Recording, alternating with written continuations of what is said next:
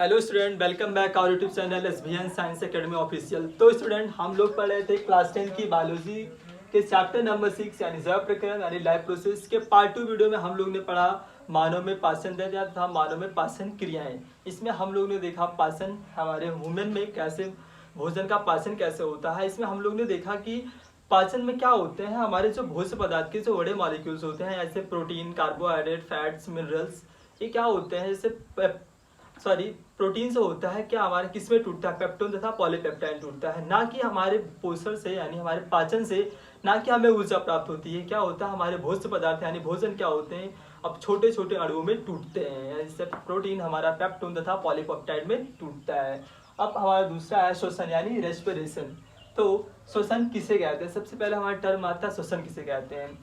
जीव जंतुओं की कोशिकाओं में ऑक्सीजन की उपस्थिति में भोजन या भोज्य पदार्थों का जैविक ऑक्सीकरण होने की प्रक्रिया को श्वसन कहते हैं या रेस्पिरेशन कहते हैं। हमारे श्वसन क्रिया के दौरान क्या होती है, हमें जो एनर्जी प्राप्त होती है उसे हम लोग जैव एनर्जी कहते हैं, बायो एनर्जी कहते हैं। इसे हम दूसरे वर्ड में भी डिफाइन कर सकते हैं, वह प्रक्रिया जिसके द्वारा हमें जैव ऊर्जा प्राप्त होती है उसे श्वसन कहते हैं। या एक और इसकी डेफिनेशन कह सकते हैं, ऑक्सीजन की उपस्थिति में भोजन यानी भोज्य पदार्थों का विखंडन होना तथा एटीपी के रूप में ऊर्जा का उत्पादन होना या उत्पन्न होना क्या होता है, श्वसन कहलाता है। श्वसन में हमारा दो टर्म आता है, श्वासोच्छ्वास और कोशिकीय श्वसन। श्वासोच्छ्वास यानी ब्रीथिंग का जो कॉमन मीनिंग होता है क्या होता है, सांस लेना। श्वासोच्छ्वास को हम समझते हैं, श्वासोच्छ्वास मतलब वातावरण से ऑक्सीजन को प्राप्त करना तथा कार्बन डाइऑक्साइड को मुक्त करना क्या कहलाता है, श्वसन कहलाता है। यानी ऑक्सीजन को प्राप्त करना तथा कार्बन डाइऑक्साइड को रिलीज करना या मुक्त करना क्या होता है, श्वासोच्छ्वास या ब्रीदिंग। दूसरा आता है हमारा कोशिकीय श्वसन। कोशिकीय श्वसन हमारा फर्दर दो भागों में डिवाइड है, पहला होता है अवायवीय श्वसन, दूसरा होता है वायवीय श्वसन। तो हम अब जान लेते हैं what is difference between aerobic respiration and anaerobic respiration, यानी अवायवीय श्वसन और वायवीय श्वसन में अंतर। तो क्या होता है अवायवीय श्वसन, क्या होता है अवायवीय टर्म से हमारा एक चीज क्लियर हो रहा है। अवायवीय यानी क्या है, यहाँ पे हमारा ऑक्सीजन क्या है, अनुपस्थित है। अवायवीय श्वसन क्या होता है, ऑक्सीजन की अनुपस्थिति में होता है। दूसरा है वायवीय श्वसन में ऑक्सीजन की उपस्थिति, यानी हमारा वायवीय श्वसन क्या होता है, ऑक्सीजन की उपस्थिति में होता है। अवायवीय श्वसन का दूसरा टर्म है हमारा श्वसन का पहला चरण, यानी अवायवीय श्वसन क्या है, हमारे श्वसन हमारे रेस्पिरेशन का क्या होता है, पहला चरण होता है। और वायवीय श्वसन क्या होता है, हमारे श्वसन का यानी रेस्पिरेशन का क्या होता है, दूसरा चरण होता है। तीसरा पॉइंट है ग्लूकोज का आंशिक विखंडन, यानी हमारे अवायवीय श्वसन में क्या होता है, हमारे ग्लूकोज पूर्ण रूप से विखंडित नहीं होता है, इसका केवल आंशिक विखंडन होता है। हम देख रहे हैं कि हमारा ग्लूकोज है, ग्लूकोज हमारा 6 कार्बन अणु का होता है, तो किसमें टूटता है, पायरुवेट यानी 3 कार्बन अणु वाले पायरुवेट में टूटता है, ना कि पूरा का पूरा या पूर्ण रूप से विखंडित नहीं होता, केवल इसका आंशिक विखंडन होता है। और यही वायवीय श्वसन में क्या होता है, हमारे ग्लूकोज का पूर्ण विखंडन होता है। हम लोग देख रहे हैं कि हमारा ग्लूकोज किसमें टूटा है, carbon dioxide plus water and कुछ एनर्जी और ऊर्जा। क्या होता है अवायवीय श्वसन हमारा लोकेटेड कहाँ होता है, अवायवीय श्वसन हमारा किस जगह होता है, हमारे साइटोप्लाज्म में होता है, यानी कोशिका द्रव्य में होता है। वायवीय श्वसन कहाँ होता है, हमारे माइटोकॉन्ड्रिया में होता है। तो लास्ट पॉइंट है हमारा 5 पॉइंट नंबर है, अवायवीय श्वसन में क्या होता है, कम ऊर्जा रिलीज होती है, और वायवीय श्वसन में क्या होता है, हमारा अधिक ऊर्जा रिलीज होती है। अब हम लोग समझेंगे श्वसन। श्वसन में हम लोग ने देखा अवायवीय श्वसन और अवायवीय श्वसन तथा वायवीय श्वसन और अवायवीय श्वसन में डिफरेंस यानी अंतर। अब हम लोग समझते हैं कि श्वसन के दौरान क्या होता है, ग्लूकोज हमारा ऑक्सीजन और वाटर में टूटता है तथा कुछ ऊर्जा प्राप्त होती है। वो ऊर्जा हमें किस रूप में प्राप्त होती है, एडीपी क्या होता है, हमारा होता है एडेनोसिन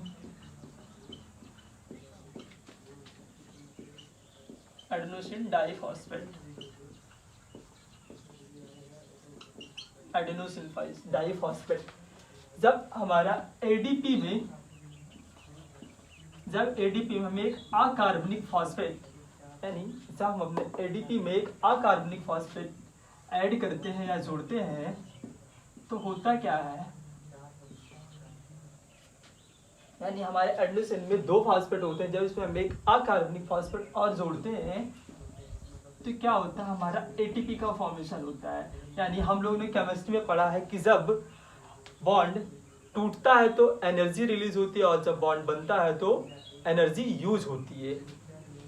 इसीलिए हम समझ सकते हैं यहाँ पे क्या हो रहा है कि जैसे हमारे यहाँ पे 2 फॉस्फेट है, एक फॉस्फेट और जब रीड हो रहा है तो यहाँ पे क्या हो रही है, एनर्जी यूज हो रही है। एटीपी इसलिए हम लोगों ने देखा था कि कोशिका में हम लोगों ने माइटोकॉन्ड्रिया के बारे में पढ़ा था कि क्या होता है, माइटोकॉन्ड्रिया में एटीपी के रूप में ऊर्जा संचित रहती है। एटीपी के फॉर्म में हमारी एनर्जी तो स्टोर रहती है, बट यूज किसके फॉर्म में होती है, एडीपी। यानी हम कह सकते हैं जैसे ये हमारा मान लो एडेनोसिन 1 फॉस्फेट 2 फॉस्फेट और 3 फॉस्फेट। जब हमारा एक फॉस्फेट, इसमें 3 फॉस्फेट है इसलिए एडेनोसिन ट्राई फॉस्फेट कह रहे हैं। अगर 2 फॉस्फेट है तो एडेनोसिन डाई फॉस्फेट है। जब हमारा ये टूटता है, एक फॉस्फेट इसमें से निकलता है तो क्या होता है, एनर्जी रिलीज होती है। वही एनर्जी जो रिलीज होती है उसको हम अपने वर्क या कामों के लिए यूज करते हैं। जैसे मान लो सपोज दैट एक बैटरी है, बैटरी की ऊर्जा को हम अपने विभिन्न कार्यों के लिए यूज करते हैं, जैसे यांत्रिक ऊर्जा, प्रकाश ऊर्जा, विद्युत ऊर्जा के लिए। इसी तरह क्या होते हैं, हमारे एटीपी के रूप में जो एनर्जी स्टोर रहती है उसको हम अपने अलग अलग शरीर की जैविक क्रियाओं के लिए यूज करते हैं। अब हम समझते हैं, यहाँ पे हमने देखा एटीपी, और एटीपी का फुल फॉर्म क्या होता है हम लिख देते हैं,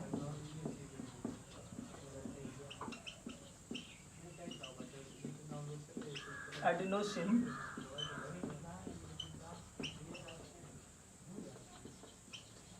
ट्राइफॉस्फेट। हम लोग ने जानना वायवीय श्वसन तथा अवायवीय श्वसन तथा श्वसन के दौरान यानी हमारे रेस्पिरेशन में हमें एनर्जी कैसे प्राप्त होती है। हमारी एनर्जी एटीपी के फॉर्म में स्टोर होती है।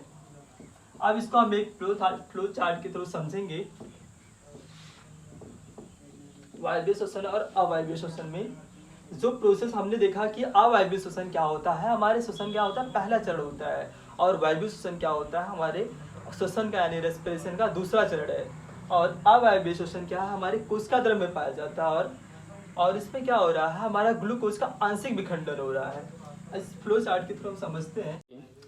तो स्टूडेंट अब हम इसे एक फ्लो चार्ट के थ्रू समझते हैं। अगर ऑक्सीजन की अनुपस्थिति में और ऑक्सीजन के अभाव में और ऑक्सीजन की उपस्थिति में हमने देखा कि हमारा जो ग्लूकोज है ये 6 कार्बन अणु का है। तो पहले ग्लूकोज क्या होता है, हमारे कोशिका द्रव्य यानी साइटोप्लाज्म क्या होता है, पायरुवेट में टूटता है, यानी 3 कार्बन अणु में टूटता है। अब देखते हैं, अब एक क्रिया अगर हमारे ऑक्सीजन की अनुपस्थिति में है, अगर ऑक्सीजन की अनुपस्थिति में मुख्यतः क्या होता है, हमारे ईस्ट में होता है। तो पहले किससे टूटता है, हमारे एथिल अल्कोहल यानी एथेनॉल प्लस कार्बन डाइऑक्साइड में।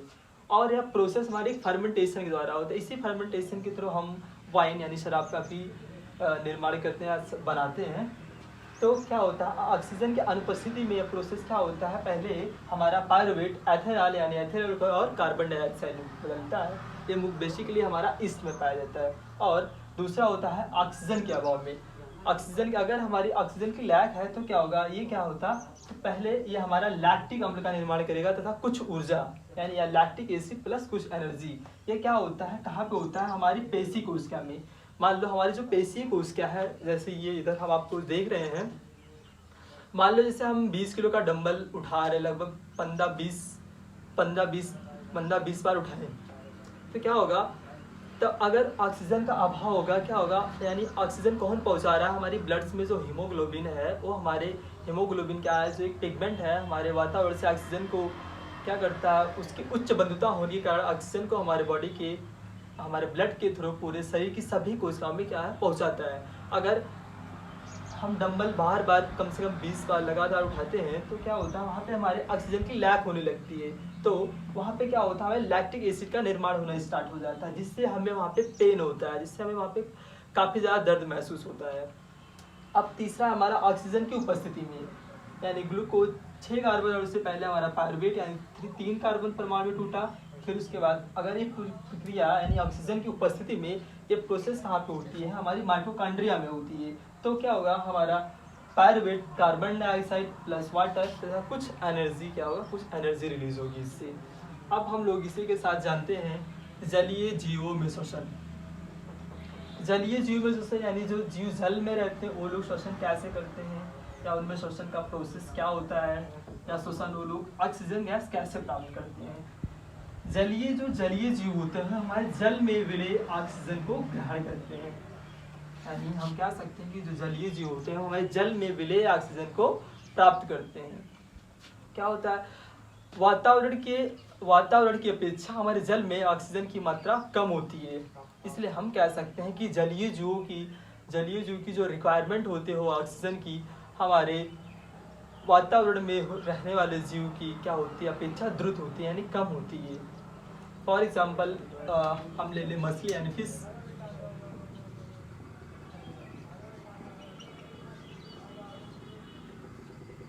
क्या होती है, मछली क्या करती है पानी में अपने गिल्स के थ्रू क्या करती है, मुंह पानी को अपने मुंह में लेती है तथा बलपूर्वक उसे क्लोम में भेजती है, जिससे क्या होता है वहाँ की जो कोशिकाएं होती हैं जल से ऑक्सीजन को रुधिर के थ्रू ग्रहण कर लेती हैं तथा पानी को पुनः रिलीज कर देती हैं।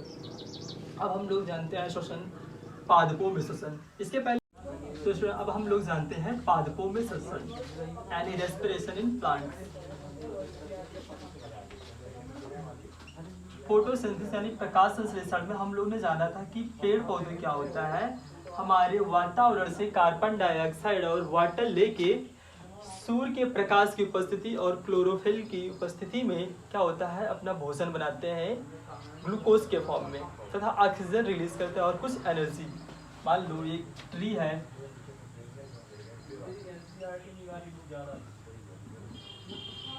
क्या होता है श्वसन में क्या होता है, पेड़ पौधे भी सांस लेते हैं लेकिन इन्हें एनर्जी की रिक्वायरमेंट क्या होती है, बहुत कम मात्रा में होती है। ये हमारे कार्बन डाइऑक्साइड को क्या होगा, मान लो एक कार्बन डाइऑक्साइड ये दिन में क्या होता है, मान लो फोटोसिंथेसिस हम लोग ने देखा कि कार्बन डाइऑक्साइड क्या होता है, ये कार्बन डाइऑक्साइड तो ग्रहण कर रहे हैं और लेकिन ऑक्सीजन रिलीज कर रहे हैं। और हम लोग जो जितने भी जीवधारी जंतु हैं वो लोग भी क्या कहते हैं कार्बन डाइऑक्साइड रिलीज करते हैं। यानी कार्बन डाइऑक्साइड हम कह सकते हैं कार्बन डाइऑक्साइड हमारा ना के बराबर निकलती है अगर दिन की बात की जाए। और रात में क्या होता है, रात में तो पेड़ पौधे अपना भोजन बना नहीं सकते, अपने फूड का सिंथेसिस नहीं कर सकते हैं क्योंकि सूर्य का प्रकाश उपस्थित नहीं होता है। तो इस समय क्या होता है, पेड़ पौधे क्या करते हैं कार्बन डाइऑक्साइड रिलीज करते हैं। इसीलिए कहा जाता है कि रात्रि के समय पेड़ पौधों के नीचे हमें नहीं सोना चाहिए। अब इसके बाद हम लोग जानते हैं जंतुओं में श्वसन।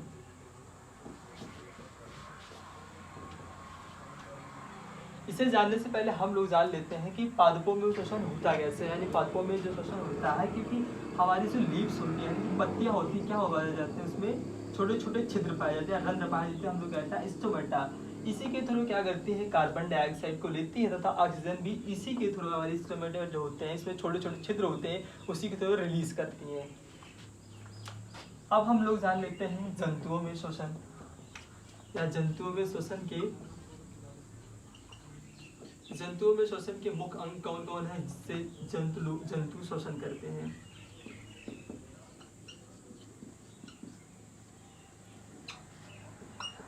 तो पहला होता है हमारा श्वसनिकाय। इसके थ्रू मुख्यतः क्या होता है हमारा तिलचट्टा या कीट पतंगे क्या होते हैं इसके थ्रू क्या होता है सांस लेते हैं। दूसरा क्या होता है गिल्स यानी गलफड़े। मछलियां यानी जलीय जो जैसे जो मछली है क्या होती है हमारा इस गिल्स के थ्रू क्या करती है अपना सांस लेती है। तीसरा होता है फेफड़ा यानी लंग्स या फुफ्फुस कह सकते हैं। जितने भी बड़े जानवर या मानव भी क्या करते हैं अपना फेफड़ों के थ्रू क्या करते हैं सांस लेते हैं। इनका मुख्य पार्ट जो होता है इसमें क्या होता है जैसे कीट पतंगियां तिलचट्टे में श्वसनिकाएं होती हैं, हमारे जलीय जैसे मछली में गिल्स पाए जाते हैं तथा हजारों तथा मनुष्य में क्या पाया जाता है फेफड़ा पाया जाता है। तो स्टूडेंट हमारा वीडियो इसी के साथ यहाँ पे ये एंड होता है। तो इसके नेक्स्ट वीडियो में हम लोग पढ़ेंगे मानव में श्वसन यानी respiration in human. Thank you, all the best, जय हिंद, वंदे मातरम।